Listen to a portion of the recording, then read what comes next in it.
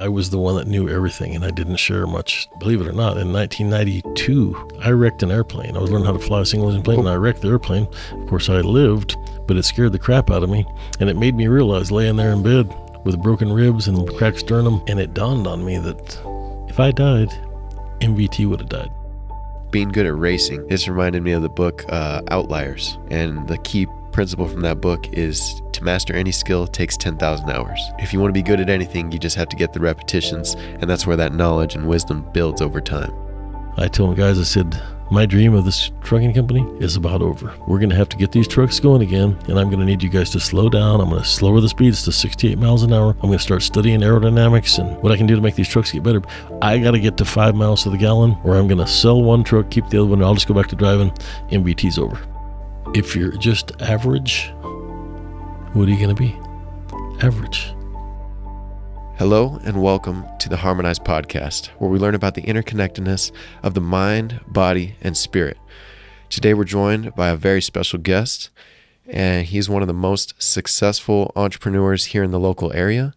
He created and runs many successful businesses, and today we're going to take a dive into his entrepreneurial mindset and what it takes to succeed in big business. We're also going to talk about how family plays a key role in his values and principles, and how he balanced that business and family lifestyle. And then we're going to talk a little bit about his passion for racing. And if you get some value from this podcast, don't forget to hit the like and subscribe button and share this video to help us reach a larger audience. Without further ado, welcome, Mr. Royal Jones. It's an honor to have you. Hey, Jared, thanks for having me. You got it. Why don't we start off with how you started your business? Back in the early days, how'd you kick it off? Well, we'll go way back to right out of high school. My girlfriend told me she was pregnant. So my thoughts of going to college and doing all that, because I had to do the right thing, I instantly said, okay, so I got married.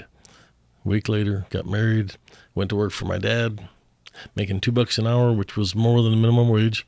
But I just felt like I wasn't going to go anywhere doing that. And I tried to go to college in the fall, took one class in economics. Couldn't stay for that. I just was so busy doing things. So I knew all about trucks, and I loved driving trucks and equipment, and had done all that as a kid working for my dad. So I thought, I'll be a truck driver. So I got a job driving a truck, which paid 9 cents a mile, which doesn't sound like much nowadays, but back then. And he said, I'll only let you run 3,000 miles a week. Well, shoot, I could do that in 3.5 days, and that was $270. And I'm used to making 80. So I thought I was rich, except for then, of course, somebody at home was spending all the money while I was out driving. You know how that one goes. But anyway, so that ended shortly because in the spring, that gentleman came to me and said, I park all the trucks except for one. I said, well, why? He says, nobody buys propane in the summer. I was hauling propane. I said, well, I never dreamed of that. So anyway, I went to work for a dairy, did good there, but I just wanted to do more, but I couldn't get a good job driving because I wasn't 21. So I went out and I bought my first truck at 19. And I bought it from the gentleman who had given me the first job. And he wanted $4,500 for the truck, which seems like nothing now, but it was way more than I had. But I did have $1,500. He financed it for me for a year. Carried the balance $3,000 for 10% interest for a year. So I bought that, paid it off, went through hell, man. Golly, I had to find loads. I had to do this, had to get a trailer, had to fix the truck myself. I went through all kind of stuff that most people would have quit. Mm-hmm. But in high school, not only was I a straight A student, I also played in sports. I played in basketball and football. And so I learned I learned defeat. I learned how to win. I learned how to be the best. And so I just kept pushing until pretty soon I was doing pretty good with my one truck. And I kept doing that. Eventually found a real good run for that truck. A couple that I had worked with hauling cattle, and they told me about a chicken haul from Texas to California and then produce back from California to Texas. So I did that, and man, now I'm setting the world on fire, except for every time I got here, I had a load. And of course, they want their load in California. When I go this way, they want their load in Texas. So I'm always on the go, never going to be home. Well, my wife at the time, now because the first one didn't work, was pregnant with what was going to be my daughter, Jackie.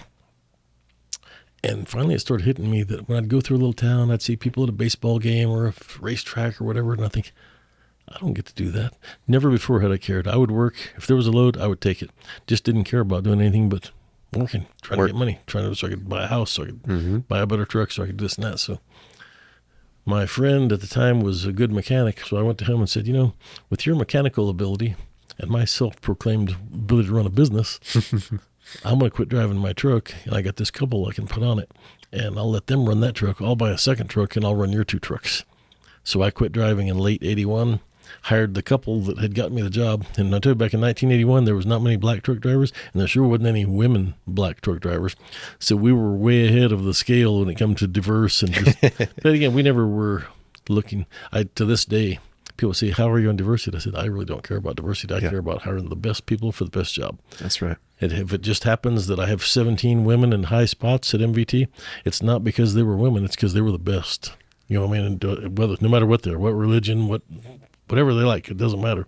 Give me 150% and show me how good you are. And that's been my theory. But anyway, so that led to the start of MVT. I ran his trucks and my trucks.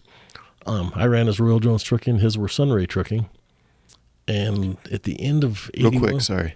How long was this after you bought your first truck and you ran on your own? Oh, about 7 years. 7 years. 7 years. Wow. Okay. Yeah. So then I got to know people, and I would run around. I had a little spiral notebook. Remember, there was no cell phones. There was no texting. There weren't even fax machines. I carried a little spiral notebook, and I had all kind of phone numbers. And I got where when I was going to start doing this, I had to tell people, hey, I'll give you a call. I'm going to start a truck company. They're like, yeah, whatever. Mm-hmm. But they still would listen to me and keep my number and probably remember me. So we started doing this in late 81. At the beginning of 82, I said, it's kind of silly that I'm billing under Royal Jones Trucking. I'm billing under Sunray because I was the biller. I was everything. I did the whole office, registrations, road tax, fuel tax, hiring, firing, dispatching. He ran the shop in the back. So I said, let's call this Mesilla Valley Transportation. We live in the Mesilla Valley. That sounds big. We'll grow into the name. So Love it. We did that in early 82. My daughter Jackie was born on January 9th of 82, 1982. So we gave that the birthday of MVT also. Wow. So this year, January 9th, the MVT will be 44 years old. Whew. Anyway, so in that we were doing refrigerated freight because they're here. You have onions in the summer and you have lettuce in the spring, lettuce in the fall, spinach spring and fall. You got green chili and jalapeno. A lot of things, seasonal things happen out here, but we were living on seasonal things because it was produce. And we grew to about 150 trucks from nothing. And in early 1990, they started the twin plants in El Paso, maquiladoras, major manufacturers from all over the country setting up shop in El Paso and Juarez for the cheaper labor. Mm. So we said, hey, we got to get involved in that. I started another little company and got it going in that, bought some dry vans instead of reefers, started getting some big Fortune 500 companies that would let us haul year round, not for the summer. You still got to load if it rains. I mean, when you're living on produce and agriculture, rain, market changes it's really up and down. This is very level. And from that we grew. So that was early 90s. MVT became a dry van carrier instead of a refrigerated carrier. And mid 90s, I started migrating towards El Paso. First we went to Canutillo because all the freight was down there and there's so many drivers down there. And we eventually built in East El Paso where we've grown now. So today we're at 1,700 trucks and 6,500 trailers. Wow. And we're probably the largest border crossing carrier in El Paso and probably second largest in Laredo. We do about 450 loads a day that cross the border, either Laredo, El Paso, maybe 20 or so in Nogales, and a few in El Centro, and some in Otay Mesa, which is San Diego, but mainly El Paso and Laredo. Wow. And that's mostly produce or everything? No, it's all dry. There's no produce. No we produce. have no more produce. Okay. I mean, we might haul some onions in the summer, but we try not to. Gotcha. It's just so much easier to do the dry freight. And keep it consistent. Yeah, we have real good companies. I mean, Fortune 500 customers, and we do a real good job. We're very innovative. We're on time. We're very safe, and we've grown from that. We've grown from doing what we say we're going to do. Keep your word. So what did it take to go from those first 2 trucks to 150 trucks? It was a lot of work. And at first I was doing everything myself. And over time I got more people to get another helper, and somebody else to help me. But I was always like the Lion King. And I was the one that knew everything and I didn't share much. And believe it or not, in 1992, I wrecked an airplane. I was learning how to fly a single engine plane and I wrecked the airplane. Of course I lived, but it scared the crap out of me. And it made me realize laying there in bed with broken ribs and cracked sternum, I was okay considering the bad crash that I was in, but I was still here. And it dawned on me that if I died, MVT would have died. Mm. No one could do anything but me. They could Yeah. run the shop, but to do what? What? The trucks wouldn't have any loads anyway. So I realized I got to start divvying out. I got to delegate authority to other people. So since that day, I have hired really good people. So they make me look good all the time. I mean, my CFO has been with me 27 years, and he knows money, and he knows how to invest money, and he knows how to think outside the box. My chief accounting officer, she has been with me for 20 years. She's magnificent. My operations manager, she has been with me for probably 18 years, and she started out just good. She started as a dispatcher, fleet manager, planner, and she worked her way up. Wow. And all these people give 110%, and they think outside the box. We're firm believers, especially in this business, but in any business.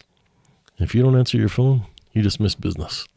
So, and if I hire a new sales guy, which they hire sales guys, they do, but I'll still call get a new sales. I have a head of sales that lives in Cincinnati, and we have really good salespeople out finding new work for us every day. But if I call you on a Sunday and you don't answer, I don't really want you on my team. Yeah. If I call you at 7:00 at night, you think you're off duty? You are forever. Gotcha.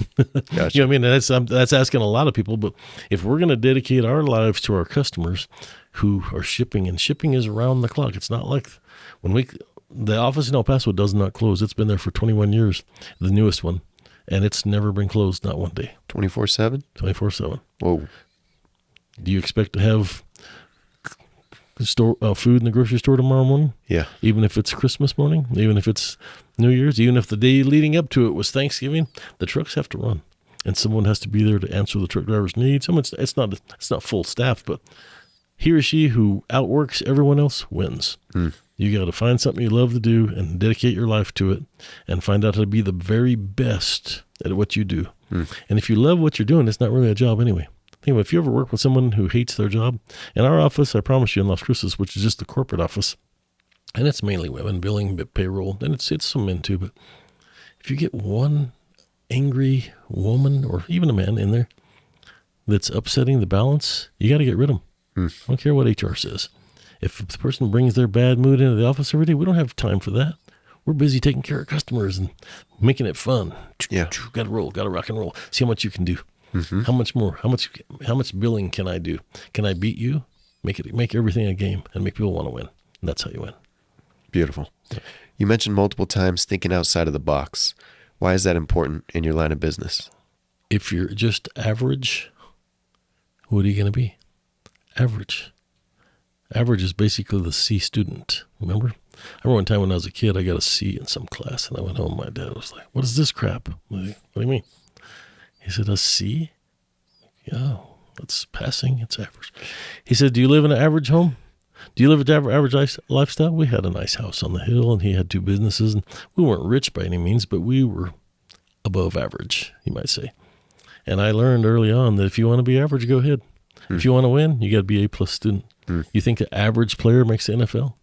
Think the average guy becomes a LeBron James or a Kobe Bryant or a Michael Jordan? Above average. Way above average. Striving to win. Striving to win.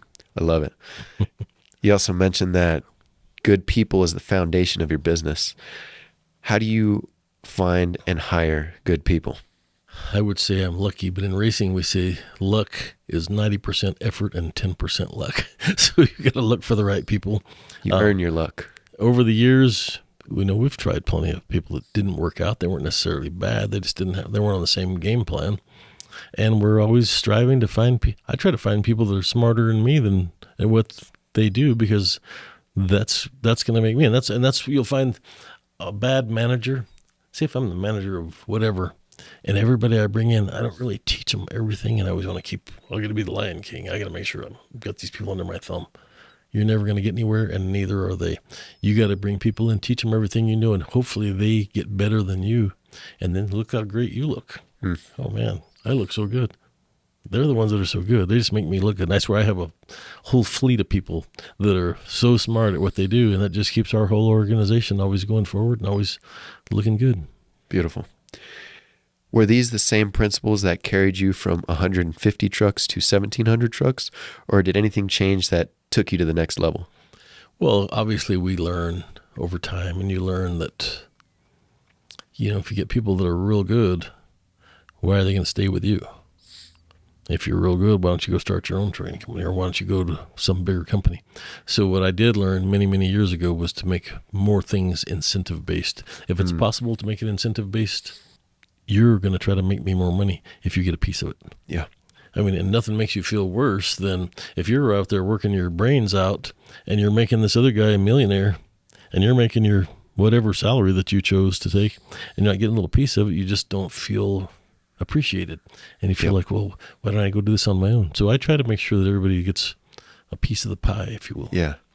And we have I call them games. We have all kind of games. We have games on the billing department, games on the collectors, games in dispatch. We measure everything by the truck. Every morning we get a report on what our overall fuel mileage was for the fleet, and we're the best in the country at that. Probably the world, but we're the best in the United States at fuel mileage. Nobody beats us. You might have one guy with one truck that might beat me once in a while, but I'm talking about 1,700 trucks kicking everybody's ass in fuel mileage. Mm-hmm. Well, that's my biggest expense is fuel. So if I can, and then I buy 2 million gallons a month, so I also got to buy it right. So every penny a gallon I can save on fuel a month is $20,000, right? $20,000. But even better than that penny, how about if we just don't spend the whole $4? How do you do that? Don't buy the gallons because you didn't burn the gallons. Mm. You see what I mean? So then and that's another thing I figured out to win on fuel mileage. When I still had 2 trucks, I almost went broke at one point. I had saved $50,000 before I stopped driving. I had $50,000 stashed. My vast bookkeeping skills were like none. I took 1 class in bookkeeping in high school. So I'm losing about $1,000 a month. I mean, I'm paying my bills and doing this and that. I'm basically, if you will, going to the mattress every month for $1,000 because I can't pay all the bills. In 1 week, both motors in both of my trucks messed up. So I'm like, oh boy, what am I going to do? So we rebuilt one motor, and I found a salvage truck, a brand new used truck, a used brand new wrecked truck that had a brand new motor. Instead of buying a motor back then was $12,000 exchange. Now they're $40,000 exchange. Instead of for $12,000, I bought a whole brand new truck. So I got the motor, got to keep my old motor. I got a transmission, I got rear ends, I got tires and wheels. A wrecked truck is way more things that I need. But I went to the drivers before I did spend this money though. I went and looked at all my trip envelopes for the drivers. I looked at all my cost. What can I change? I couldn't change the money I'm charging the customers. They're only going to pay so much. I couldn't pay my drivers less. They would quit. I couldn't run them more miles per truck per month because they were already running their butts off. They're running like crazy. I can't change the maintenance. I can't change the insurance costs. I can't change the payments. And finally, I kept looking through there. Well, remember, I was a driver for many years, and I hauled grain and cattle and all things. But I was real easy on my truck, and I was good at things. These trucks were only getting 4 miles to the gallon, which back then that was the national average. Everybody got 4 miles to the gallon. You just didn't think about it. And most people didn't know what to do about it anyway. But when I used to drive this truck, I got over 5. Well, my foot was connected to my pocket. So I say right at the top, my foot, a truck driver's foot's like this. Your own foot is like this. Uh-huh. Now we see the money in your pocket. When you mash like that, the money goes down. If you raise your foot up, the money goes down and slides up. Can't quite get out that. Uh-huh. And so I went back and I just kept looking at all the numbers. Well, those 2 trucks were both averaging 4 miles to the gallon, which was the average standard C student world. Okay. So I went back and did the math. Back then, each truck was running 15,000 miles a month. Well, 15,000 divided by 4 versus 15,000 divided by 5, the difference is 750 gallons each truck, which back then equated to $750. The fuel was $1 a gallon. So if I could just get those trucks to go from 4 to 5 miles to the gallon, I would save $1,500 a month. Thus, deleting my $1,000 loss and making $500. Wow. So I went to both sets of drivers, and both of them, those first 2 drivers, Jesse Holland still lives here in town, works at a daycare. This was in 1982, 81. Billy Elkins was from Alamogordo, the Vietnam vet.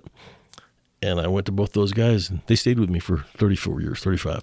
Jesse's still in town. I saw her son this morning at the gym. Billy died just 2 weeks ago, but they stayed with me for more than 34 years.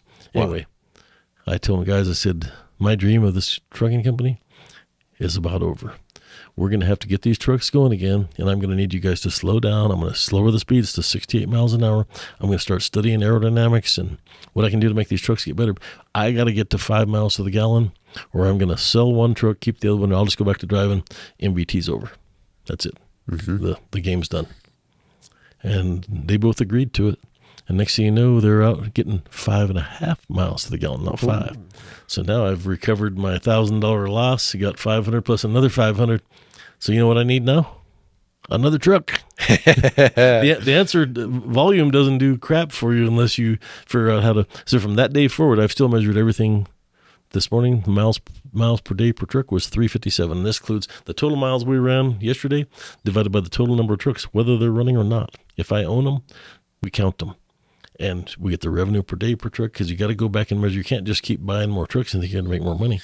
You got to make sure that you're doing it properly. And our fuel mileage today, back from the national average around the country right now is probably 6.8 to 7.5 few people. This morning we were 9.28. Whoa. We are way up there. Whoa. Like we are the fuel savers of the world. So fuel savings, for me, it was for green, but it's also green and thinking about the planet, thinking about need on foreign oil, thinking about that each gallon of diesel, which weighs 8 pounds, puts 22.38 pounds of carbon into the air. So if I burn less fuel, I'm putting less crap in the air. And we actually go show big customers like Walmart and Lowe's, Home Depot. They care about that stuff because they all care about the green incentives and whatnot. So I can go to a customer that say I'm doing 10 million miles a year for them. I can show you, here's what your average guy gets, and here's what we get. Here's how many it's millions of pounds of carbon that we don't put in the air hauling the same freight that our competitors do. Wow. And that lets me get another advantage with the customer. Instead of being cheaper, I'm greener. Wow. I don't want to be cheaper. I got to make money. That's a very low margin business. Anyway, so that's just all those little things we're always doing minute little things. When fuel first went so high, to make it fair, they came up with a fuel surcharge. The fuel surcharge is based on the average cost per gallon in the nation and the average consumption by the average trucker. Remember the word I keep using. So if the average today is $4 a gallon, and if the average guy is getting 6 miles to the gallon, let's say, all the rating is still designed at like $1.25 a gallon. So I send you a fuel surcharge. Okay, I'm going to do this load for you for easy math, $2 a mile plus fuel. And I send you the fuel surcharge.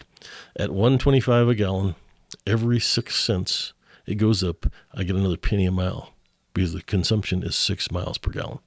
So if it's at $4 today, $4 minus $1.25 a gallon is $2.75. $2.75 divided by 6 miles per gallon is X. That's the fuel surcharge. But wait. I didn't pay the average price per gallon. I beat it by a bunch. And remember, I didn't get the 6 miles to the gallon. And most fuel surcharges have gone to the 7s.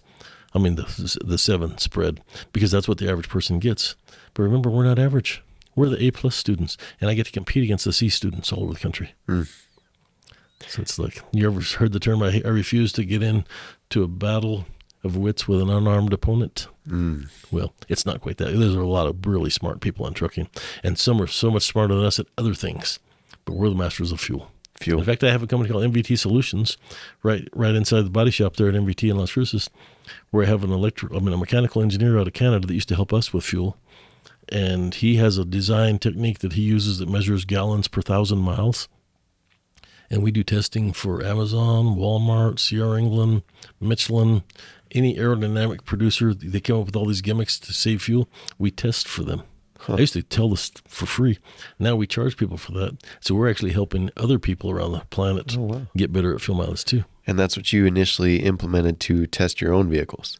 Right. Beautiful. And now we sell it to others. So nice. I heard you have multiple other businesses that are built to support your main company. How did that come to fruition?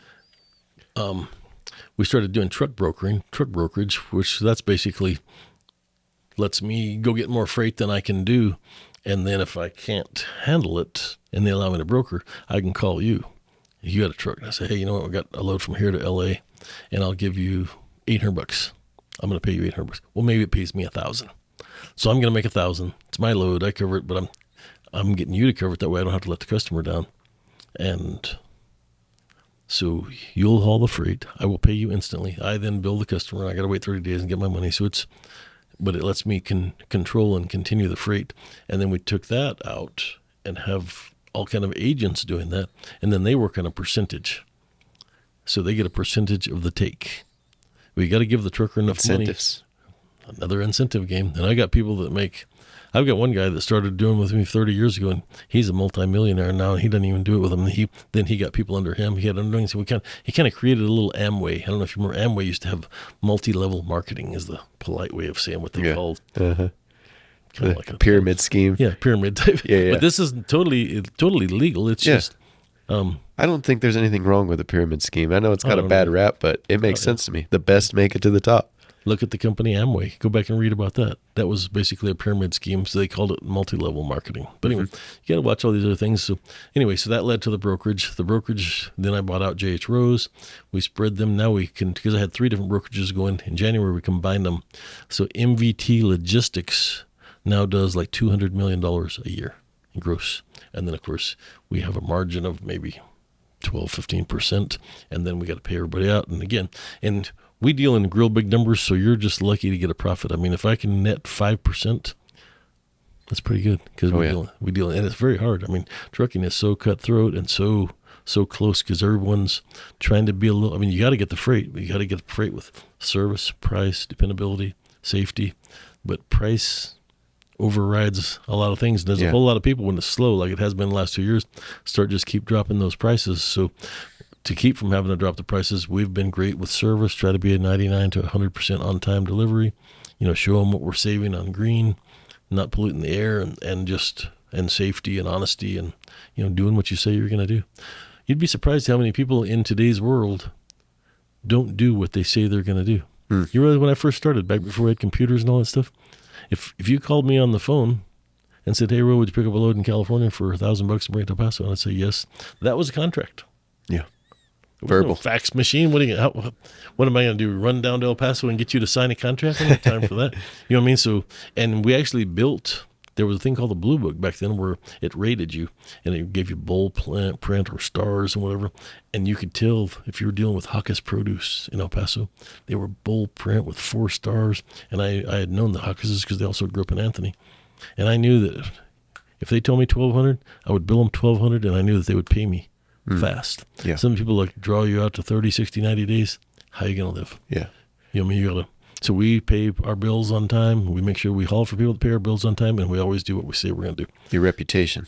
Reputation is everything. I love how you analyzed your problem. You had 2 trucks, and you're in a tough spot, and you looked at, well, what can't I change? I can't change any of these things. Let's not worry about that. What can I change? I had to find what can I change. I mean, first I got to figure out what the problem is. I didn't know. I just know that I'm grossing X amount of money, but it's costing me this much to do it, and I'm negative $1,000 at the end of every month. Well, what am I going to not make my truck payments and ruin my credit? That would have worked for 3 months until we come and got them. And then what am I going to do going forward? Always protect your credit. Remember, credit, as you gain credit's like a muscle. The more you exercise your credit, the bigger it gets. And it's just about adding zeros. Think about it. $10. All right, I paid it back. Now I can get 100. Now I can get 1,000. Now I can get 10,000. Now I can try 100,000. Then I can try 1,000,000. You know what I mean? It's just, you just keep adding zeros onto things. So I convert to exercise. Well, if you only could do 1 push-up today and you did it, I bet you could do 2 tomorrow. I bet you could do 3 the day after that. Yeah. So, I mean, just exercise your credit, but always make sure you pay people on time and do what you got to do what you say you're going to do. And that's a big thing, is credit. Credit is why I am where I am, because as much hell as I've been through, ups and downs, I've never failed to pay a bill ever. Wow. I've never missed a payment, and I've never, ever missed a payroll. That's huge. And I've been through COVID just about put us under. Golly. But I mean, just been ups and downs of various things. Some I created by trying new things that didn't work, but just got to be honest and just fight till the end. Love it. You said COVID almost put you under, and there's so many other young starting businesses right now that are struggling, especially in these times. I know times are tough for small business. What do you say to those folks that are struggling right now? How can they pull through and carry on and survive. Don't give up. Work harder. Work smarter. Look at everything you're doing. Are you paying too much for this? Are you paying somebody that's not really doing anything? Are you paying somebody that? Do you have two people doing the same job, and this one's just kicking butt, and this one's over here slacking? You got to get rid of the slackers.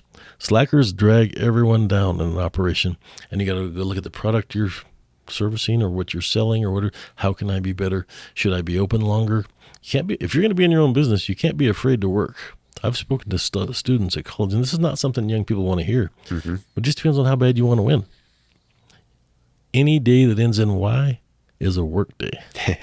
That includes Christmas Day, Sunday, holiday. Yeah. They all end in Y. And you don't have to do that forever. I don't work weekends anymore. I mean, I always work. I'm always looking at my phone. And there goes a moment that I'm answering emails and texts and calls and all that, but I don't think of it as working because I enjoy it, and I like to stay ahead of things. But yeah, he or she who works the hardest and outthinks the competition is going to win. I compare my whole business strategy to more like a football team. Like I'm the owner of the Super Bowl winning team. But I just don't want to win once or twice every few years. I want to win every year. We come against all kind of odds, and we always find a way to beat the odds. And sometimes it's just how do you beat the odds a little bit smarter than all the competition. Yeah. Just outdo them. Love it. Love it. So another thing that really resonated with me with your story is the thing that initially got your business started was you wanted to be able to spend more time with your family. How does it, I mean, that's kind of contradicted with what you just said. You got to outwork the competition, but also be with your family. How did you balance that? And it's tough, and they had to be tough. I told you my first marriage, because I had a kid on the way. And then once I was trucking, she hated that I was trucking. But when he was little, he went with me on the truck. So he was very smart about trucking it. All of a sudden, when he turned 6, so he's got to go to first grade. Well, now I don't get to hang out with him anymore. Yeah. So I missed it. And she and I divorced, and I got married again. So that one always stuck in the back of my head that at the time I didn't get to spend with him. Truck driving's a tough game. For sure. You got to want to be gone. I mean, we have more and more operations where like I go out for 3 days. Years ago, we'd ask people to stay gone 3 weeks. I mean, we don't do that anymore because people just can't do it, or they just don't want to do it. Maybe a single guy can.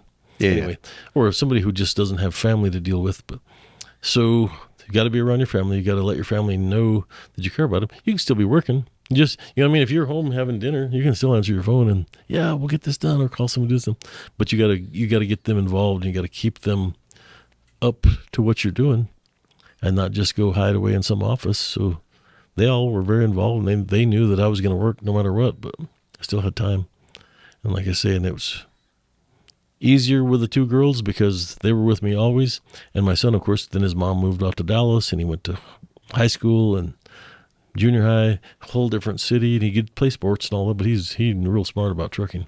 And he's worked for us he doesn't work for us right now. He has his own trucking company. He's got about 8 trucks hauling cattle, and nice. he's doing good. But we just have a few differences that makes it hard for us to work together. And like the girls, Jackie has the gym here, plus she runs all of our marketing department for all the businesses. And then Holly runs Verde Logistics, which is a brokerage also with a female and minority status. So there's tax credits out there, like Home Depot's. Home Depot's in our top 5 customers, and Home Depot would never give me a chance. Finally, one day they told my sales guy in Atlanta, we're only adding carriers if they have minority status.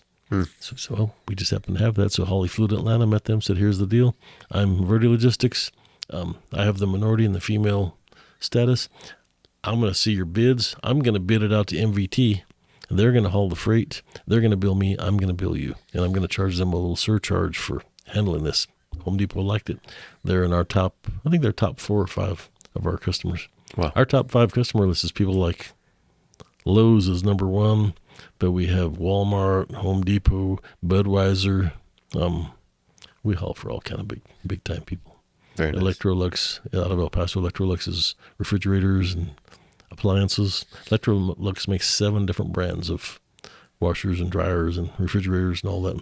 Lots of home products, lots of things. And like I say, and for Home Depot and Lowe's, they both buy those things. We haul for Best Buy, and if there's a big company out there, we probably haul for them. With some, we do a whole lot more than others. Mm-hmm. Yeah, no. I also had a kid very young, 15, got my girlfriend pregnant in high school. You were 15? Yeah. So that was wild. So I kind of know what it was like at 18. That's at least I was out of high school. You know, Yeah, you still yeah. had to still had to figure out how to finish school. Yeah, yeah. So that's been something that has been a challenge, but it helped And me are you grow. and her together? No. Yeah, no. that usually happens. Yeah, yeah.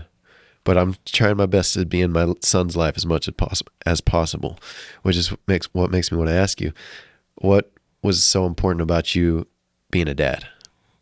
You don't think about it. In the old days, like when my son was born, I was a smoker. So the man, the woman's in there doing her thing, and the man's just pacing the hall, smoking and walking back and forth. And you have your kid, and it's exciting, and you're excited for it. But they bring this kid out and show you this is yours. Okay, I'll take your word for it. You know what I mean? Yeah, and of course, you're going to love them and care for them and nurture them, but the more you're with them, the more.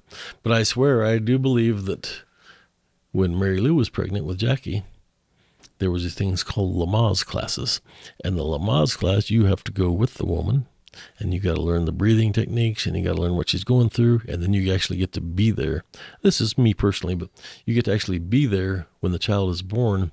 And I think the biggest clincher to that is, I remember when Jackie was born, as she's coming out, her head comes out, and then, the kids are ugly when they first pop out. Yeah. All of them.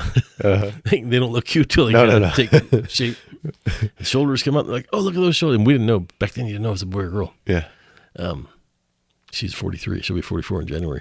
And I didn't want to know anything, but we didn't know how to know back then. And then it's a girl. But when they pull that kid out of there, they got the cord, and they're transparent. They're like a shrimp. They look like a shrimp or something. Yeah. That's their color. Then they slap them, and they take that breath, and their color transforms. And you look there and you see that's a little human. Look at that little human that we created. Yeah. We created a person. Mm-hmm. And what are they going to be? Whatever we make them out to be. You find people with real good kids, I always compliment them. You know what makes good kids? Good parents. Mm. You know what makes bad kids? Bad parents. 99% of the time. Yeah. And people who spoil the shit out of their kids, it shows. Mm-hmm. You got to make your kids work. You got to make them have chores. You got to make them have duties. Same as an employee. But you got to love them, and you got to care and nourish them.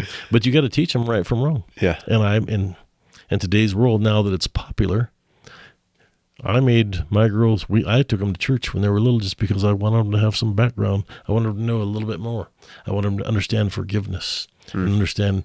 And of course, the mother was Catholic and I was a Protestant, which my dad told me years ago, if you marry outside of your race, you're going to have too many conflicts and, everything's different. But you won't go to church. If you can't decide on a church, you won't go to church.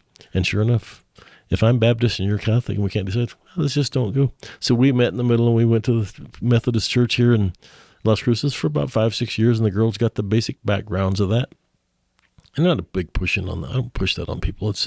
But I think there's just a basic knowledge and learning that you learn to care and to have forgiveness and to understanding of what people need. And we need love and we need love. care. And it's okay if you don't agree with me on something. We don't have to agree on everything, but we don't have to shoot each other over it. And we don't have to, it's just a lot of this. Charlie Kirk brought so much good out into the people that, Yeah. And of course, some don't agree, but he was never mean to anybody, and he was so factual. Golly, what a smart guy! Think about that. Is that a C student? That guy had the answer. He read 100 books a year. I hate to read. I never read anything. I read if it helps me in work, or if it's interesting. But I can't read a book. My brain is going so fast all the time. If I try to read a book, I got to really like it. Yeah. And all of a sudden, my brain will be somewhere else, and I'll flip back to the pages. I can tell where I quit reading. Yeah. I go back. Oh shit, that's where my brain is registering all the words. But I'm seeing all the words, and I have. Yep. That guy was really smart, and shame it had to Absolutely. end that way. But I think it helped change us as a country and as a people for the better. Absolutely.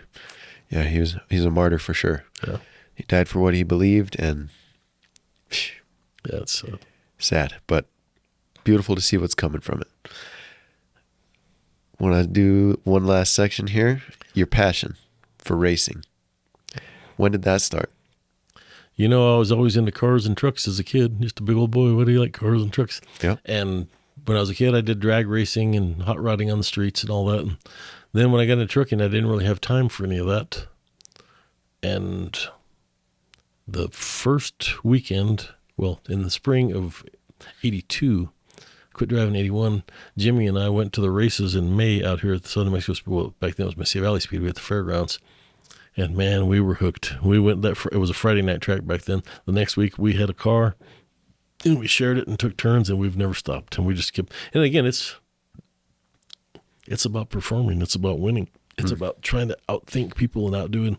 It's so much more than just going in a circle. I can't spend much more time where I could talk to you another hour and a half on that. But Yeah. It's a sickness. I had an old friend tell me one time, this is true of other things, not just racing, but we're all here because we're not all there.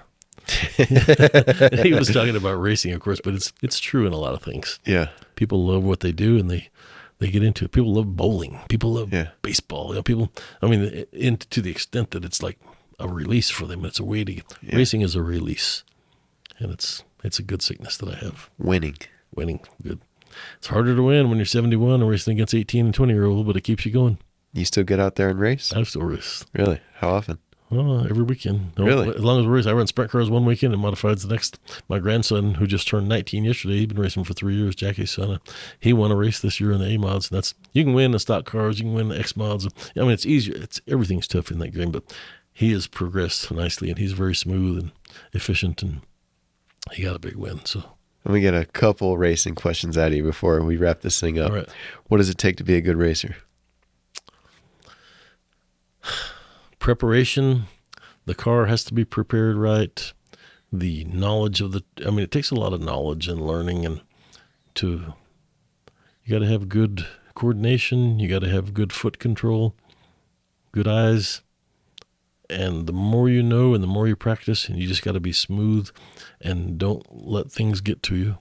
When Holly first started racing, because people are going to bang. They don't mean to, but I mean, it's funny because we have all our racing terms, but Holly's out there racing, and somebody hit her a couple times, and she came in and she says, "Dad, do you ever get road rage?" In racing, we don't call it road rage, but it's road rage. Yeah. It's a bunch of it out there. You got to learn to control yourself, control your emotions, and you got to learn how to lose. That's what I've noticed. Kids who never played any kind of sport and they get into racing, they have a hard time at first because they don't know how to lose. Yeah. Only one person wins every night in the main event. That's true. And so you got to find something I started 13th and I got 10th. Well, I went forward. There we go. If you start on the front and go to the back, it's sort of something breaking, and then that creates bad sports, and it causes anger, and people got to get over their anger, but it's a training ground for people to get better at everything they do. Love it. That's good. Love it. Yeah. I've never raced myself, but it seems like a fun time. My little cousin, he races. Probably on your track. RJ Garay. I don't know if he... Yeah. He's out of Hatch. Yes, sir. Runs a Legend now. Yeah, that's my cousin. So seeing him get out there, it looks like a lot of fun, man. Yeah, he does real good. Yeah. Nice. Being good at racing. This reminded me of the book Outliers. And the key principle from that book is to master any skill takes 10,000 hours. And just, if you want to be good at anything, you just have to get the repetitions, and that's where that knowledge and wisdom builds over time. So that sounds like that's very important in racing, like it is developing any other skill. Yeah. And you got to surround yourself with good people, treat them right. And that's what I told you earlier. As younger man, get real good people, and they're going to quit and go somewhere else. So find a way to make it where you're not the only winner. It hit me one time. Like, I'm the one getting rich of all this, and all these people working their asses off. So how can I get them on some kind of game plan where, if we're doing this much and you're getting paid this, okay, well, let me take the standard up to a little bit higher than that, and then I'll give you a percentage of what you do above that. Yeah. I still made it better for me first, and then I made it better for you. Yeah. And if you can't do it, then you'll just be happy to get your salary and never make the incentive. And we don't have that for every single person, but we try to have some kind of, it's hard to think of. That's another thing you got to think of all these games. You got to think of a game. How can I get you to do better? And then for me to give you a piece of that without breaking the bank. Yep. You can't give away more than what you're making. Totally. And that really resonates with me as well. I'm a engineer working on salary. My previous company was a huge company, and there's no incentives to work hard. So no matter how hard I work, I get paid the same. And that just never sits well with me. And that's one of the reasons that I'm trying to get into entrepreneurship. That way I can get paid for my efforts. But I love that you implement incentive structures into your business, and that's how you keep people around. That's works every time. I got 3 closing questions for you. They're short, quick ones. If you could go back and give 18-year-old Royal Jones some advice, what would you tell him? You know, it's hard. You can't go change things, because what if I wouldn't have got a girl pregnant? Maybe I'd have gone to college. Yeah. Maybe I'd have, who knows what I'd have done. I've not failed, so I really can't redo anything. And I think a lot of the mistakes I made helped me. I always say I learned from the school of hard knocks. How do you learn to do that? Well, because I screwed it up like 27 times and I finally got it right. Yeah. You know what I mean? So sometimes the instant fix is, but I don't remember exactly what, but I know like when I got divorced from the girl's mother, MBT was like 10 years old, 11 years old, and I'd done well and didn't have a prenup or anything because we started with nothing. So it was only fair that she get something. But I remember I was unhappy and I wanted to do something different. But in my mind, I was so worried about losing everything. But in the back of my mind, I'm like, you know what? It took me so long to get from there to here. But no matter what they take from me, not that she was trying to, just to, divorces are. Yeah. I've got the formula in my head. No one can take that from me. I can do it faster the second time. Love it. So, where can people find you? Where can they find me? Yes. If someone wants to work for you or... Well, we have so many departments and hiring crews and all that you just go to MVT, go to m-v-t.com and look on our website and see who we're hiring or what we're hiring. And we have a lot of good things and a lot of good people. And we're always looking for somebody for something. We're always looking for drivers. I don't know what else they're looking for. I think she's looking for people in accounting. She has some good accountants in there in Las Cruces right now. Okay. Can I get one more question? Okay. You said you got that knowledge in your head now. That's what you're keeping with you. If you had to go back and restart today, what would you do? As far as trucking, I think that I would get out of produce sooner and find bigger, especially in this area. But now there are there's a cheese plant on the hill. Everything we did but we didn't know any better. So we just did whatever we could find. But now I know all these things. So now I would go straight to but I couldn't have gone to manufacturing back then because there was no manufacturing in El Paso. The manufacturing in El Paso didn't come until the twin plants came. And that totally changed the game. And I used to love that we haul refrigerated stuff. And I always wanted some year-round dedicated work, but I just couldn't find it here because there wasn't anything here. Now, like I said, you got a cheese plant on the hill, but being as the only cheese plant, you can bet there's 14 truckers knocking on the door. Oh, yeah. I'll do it cheaper than, than so-and-so. So I don't know. I think the game plan worked pretty good. So how could I have sped it up? I'm not sure. So it all seems like it's gone pretty fast, even though it's been 40 some odd years. Yeah. 50 for me with a truck and all that. Time flies. Answered very good. No worries. Appreciate you coming on. Are you bet?